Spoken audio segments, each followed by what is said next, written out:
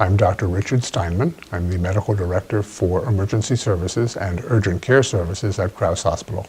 A stroke is an injury to the brain that is caused by an interruption in blood flow to a particular part of the brain.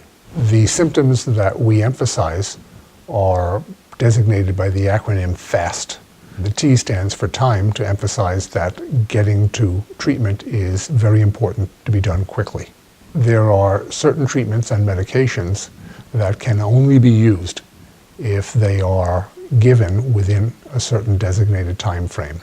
If a patient waits too long before they get to medical attention, before the treatment is started, then those treatments and medications don't work anymore, or sometimes they're even risky. The ambulance is able to communicate with the hospital that's going to be receiving the patient.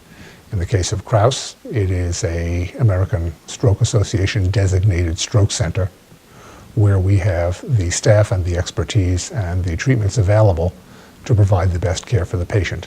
They will call ahead and make sure that we know what is coming in and that we're waiting for you. And knowing that we have special expertise, special training, special resources, so that we can do the very best by our patients is a good feeling. Don't delay. Patients and families don't want often to recognize what might be going on. We see the same phenomenon with heart attacks.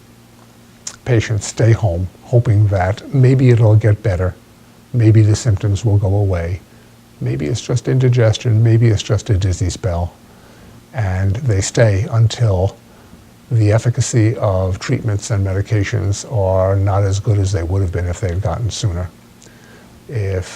We would much rather have somebody with a false alarm, a symptom that turned out not to be a stroke, and have them come in and get evaluated and have it be a false alarm and get reassured and go home, than have someone stay home with something bad and not be able to do as well for them as we might have if they'd only come in earlier. If you think that you or a family member, a friend, whoever you're with, is exhibiting symptoms of a stroke, call 911 and have the ambulance bring you or the patient to the hospital. Don't drive by yourself. You are limited in terms of what you can do if you're driving a friend or a family member, and certainly you shouldn't be driving yourself. By definition, you're impaired, you're having this event in your brain, and you should certainly not be behind the wheel. Call 911 and let the professionals bring you in. And if the signs and symptoms are there, by all means, come and get attention. Better to have a false alarm than a bad outcome.